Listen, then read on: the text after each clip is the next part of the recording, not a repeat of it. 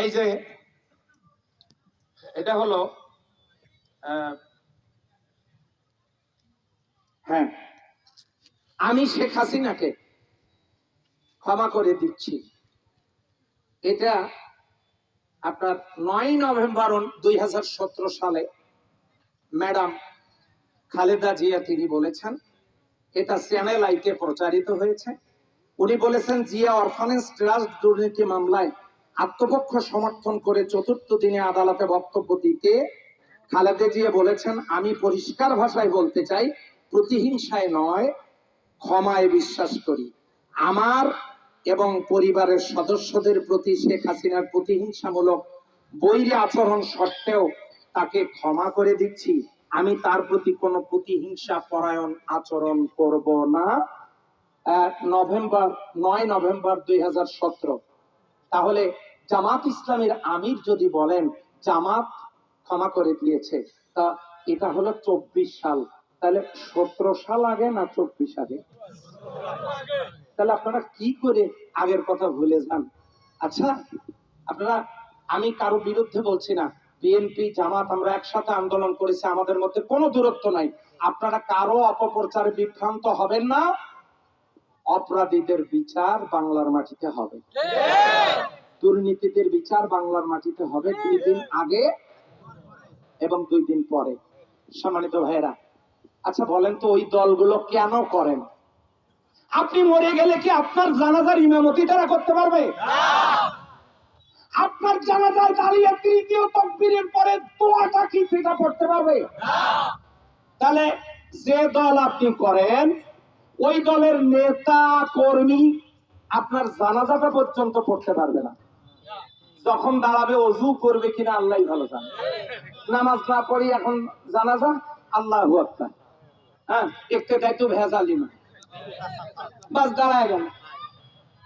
আপনার জানাজার দোয়া যারা করতে পারবে না, আপনার জানাজার ইমামতি যারা করতে পারবে না, আপনি সেই দলগুলো করে কি করবেন? আপনার মা মারা গেলে কবর জিয়ারতের দোয়াটাও তো বলতে পারবেন। কি করবেন আপনি ওগুলো দিয়ে? এখন আপনারা বলবেন তাহলে কি মোল্লা দিয়েই হয়? এই লাইনে দেখেন না কতজন মাস্টার ডিগ্রি আছে, ওই লাইনে দেখেন না কতজন মাস্টার ডিগ্রি আছে, কতজন ডাক্তার আছে, প্রিন্সিপাল আছে, অধ্যাপক আছে, সব হীরকখণ্ড। হ্যাঁ, আমাদের উপজেলা আমির, তার শিক্ষাগত যোগ্যতা জানেন? তার বাবা শাইখুল হাদিস, শাইখুল হাদিস ইবনে শাইখুল হাদিস, তিনি নিজেও শাইখুল হাদিস।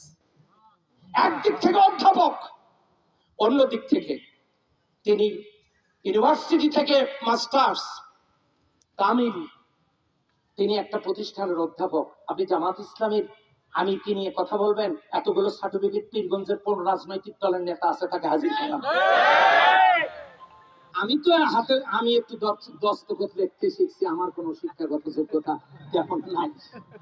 সম্মানিত ভাইরা, আপনি কোন দিক থেকে? জামাত ইসলামের একজন নেতা কর্মী যেমন মসজিদের ইমাম, অন্য দিক থেকে জামাত ইসলামের নেতা কর্মীরা পার্লামেন্ট দেশ চালানোর যোগ্যতা রাখে। আপনি কোন সাইডকে জামাত ইসলামীকে মূল্যায়ন করবেন? জানাজায় দেন জামাত, মিলাদে দেন জামাত, তারপরে আপনি আপনি বিয়ে পড়াতে দেন জামাত, বলেন না জামাতের লোক ছাড়াও চলবে, তাহলে তো আপনার বিয়েই হবে। যে ইমাম পড়াবে সেও তো জামাত, এই যে এখানকার ইমামও তো জামাত। আমি মাগরিবের নামাজ তার পিছনে পড়লাম, হ্যাঁ ও জামাত। মসজিদে যাবেন সবগুলো ইমাম জামাত, তো নামাজও হবে, তো জামাত নাই কোন জায়গায়? আচ্ছা ঠিক আছে, জামাত বাদ দেন, আজান হলে কি হয়? নামাজ হয়। আজান হলে কি হয়? কথা বলেন ভাই সাহেব, আসেন, সময় হয়ে গেছে, দাড়ি কাটা সোজা করি, মোবাইল সেট বন্ধ করি, এরপরে কি শুরু হচ্ছে? তো ওটাও বাদ দেবেন নাকি? নাকি কবেন আরামে দাও সোজা হও, এইভাবে বলবেন নাকি? তাহলে জামাতকে আপনি বাদ দেবেন কোথায়? কোন জায়গায় জামাতকে বাদ দেবেন? এখন আসেন, কিভাবে আপনি সমাজটাকে ইসলামী সমাজ বানাবেন? সমাজ বানানোর জন্য আমরা কেউ এখানে নেতা হতে আসি নাই, কোনো লোক নাই। আমরা মনে করি সরকারের রাষ্ট্র থেকে বরাদ্দকৃত কোন একটি টাকাও যদি আমাদের দ্বারা আত্মসাৎ হয়, কিয়ামতের ময়দানে 18 কোটি মানুষ আল্লাহর দরবারে মামলা করবে। আমরা এটা মনে করি আমাদের একজন দায়িত্বশীল, জামাতের একজন দায়িত্বশীল, আমি তাকে দেখেছি মাত্র 50 পয়সা অনেকক্ষণ